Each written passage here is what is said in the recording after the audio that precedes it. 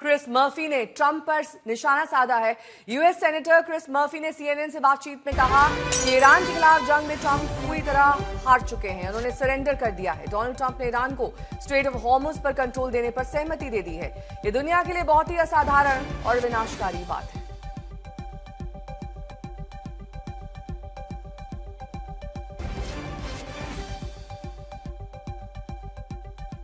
तो ट्रंप की पूरी तरह से हार हुई है। क्रिस मर्फी ये कह रहे हैं, उन्होंने कहा कि ट्रंप ने ईरान के सामने सरेंडर किया है, यानी कि पूर्णतः उन्होंने हार नहीं मानी है।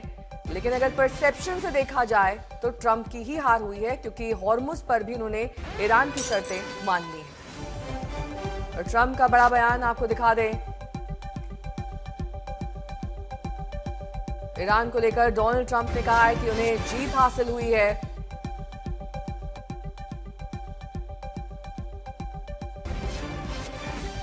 पंद्रह पॉइंट पर सहमति बन गई है। ट्रंप ये भी कह रहे हैं कि अगर हमारे 15 पॉइंट पर सहमति बन गई है तो हम युद्ध जीत गए हैं। प्रणय, युद्ध कौन जीता कौन हारा, थोड़ी स्थिति अभी स्पष्ट नहीं हुई है। थोड़ी हो सकता है 10 अप्रैल के बाद हो जाए, लेकिन सबसे बड़ा सवाल सबके जहन में यही है कि हॉर्मुज को लेकर क्या ईरान की शर्तें पूरी तरीके से ट्रंप ने मान ली हैं? देखिए नेहा, कौन जीता कौन हारा इसका निर्धारण तो इसके आधार पर होगा कि आप किस नजरिए से इसको देख रहे हैं।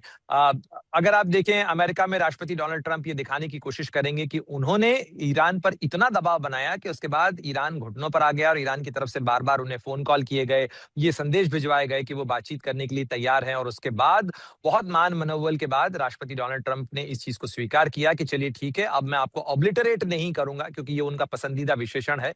और उसके बाद उन्होंने स्वीकार किया। वहीं दूसरी तरफ आप तेहरान से आने वाले बयानों को देखें तो इस्लामिक सत्ता वहां पर यह बताने की कोशिश कर रही है कि उन्होंने एक अपेक्षाकृत कमजोर या एक अपेक्षाकृत छोटा देश होने के बावजूद उन्होंने अमेरिका जैसे बड़े देश और उसकी जो माइटी आर्मी है, उसकी जो माइटी मिलिट्री है, उसको हमने झुका दिया। और ये ईरान के रेजिस्टेंस की जीत है, ये ईरान के विरोध की जीत है, और कि वो एक सत्ता के सामने नहीं झुका। तो दोनों अपने अपने पक्ष की बात कर रहे हैं। लेकिन जहां तक इस चीज का सवाल है कि आगे निर्धारण किस चीज का होगा, स्ट्रेट ऑफ हॉर्मुज को लेकर क्या फॉर्मूला बनेगा, मुझे लगता है कि इसके अंदर अभी भी कुछ चीजें स्पष्ट होना बाकी हैं। क्योंकि स्ट्रेट ऑफ हॉर्मुज से अगर जहाज गुजरते हैं जिन पे अभी तक कोई पैसा नहीं वसूला जा रहा था, क्या अमेरिका और पश्चिम जो खासतौर पर खाड़ी के देश हैं, क्या वो इस चीज के लिए स्वीकार करेंगे? क्योंकि ये जो $2 मिलियन की फीस की बात की जा रही है, जो कि प्रस्ताव में सर्कुलेशन में इस समय चल रही है, अगर आप ईरान से आ रहे प्रस्तावों को ही देखें नेहा, तो $2 मिलियन यानी $20 लाख का एक अतिरिक्त जो खर्च है